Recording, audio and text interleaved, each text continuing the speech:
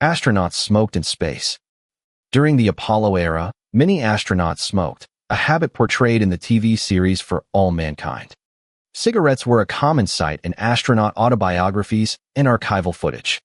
This depiction highlights the surprising prevalence of smoking among space pioneers, despite the obvious risks to their health and performance in space.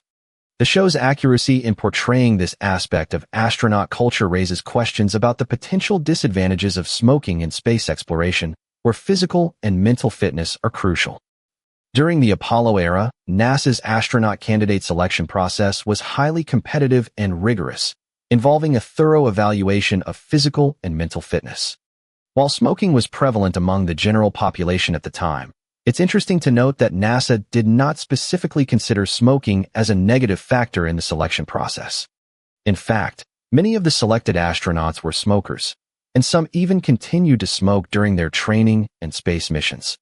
The physical demands of space travel were so extreme that smoking was not seen as a significant risk factor compared to other health concerns.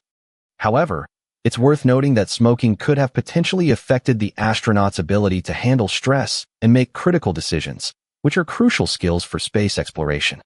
The lack of consideration for smoking habits during selection may have been due to the limited understanding of the health risks associated with smoking at the time. Despite this, it's clear that NASA's primary focus was on selecting candidates with the physical and mental toughness to withstand the extreme conditions of space travel, regardless of their smoking habits. NASA did consider the potential effects of nicotine withdrawal during astronaut training, as the isolation and stress of space travel could exacerbate withdrawal symptoms.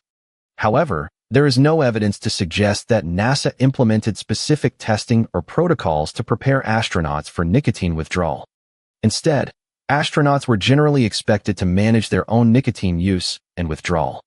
This approach was likely due to the limited understanding of nicotine addiction at the time, as well as the cultural attitudes towards smoking in the 1960s and 1970s. Some astronauts reported using nicotine gum or other alternatives to manage their cravings during spaceflight, but these methods were not formally endorsed or provided by NASA.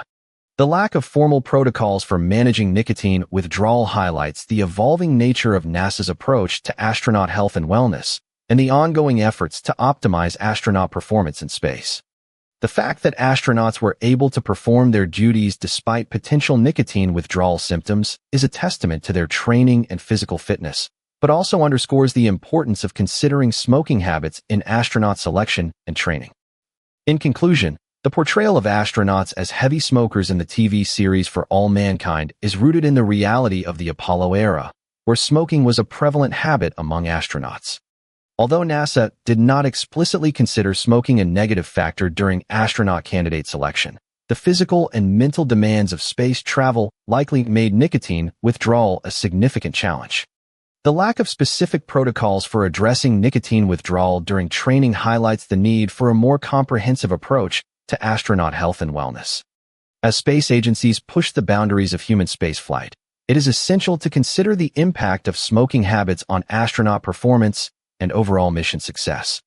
The importance of prioritizing astronaut health and wellness cannot be overstated, and one key takeaway is that accounting for smoking habits is crucial to ensuring the success and safety of future space missions.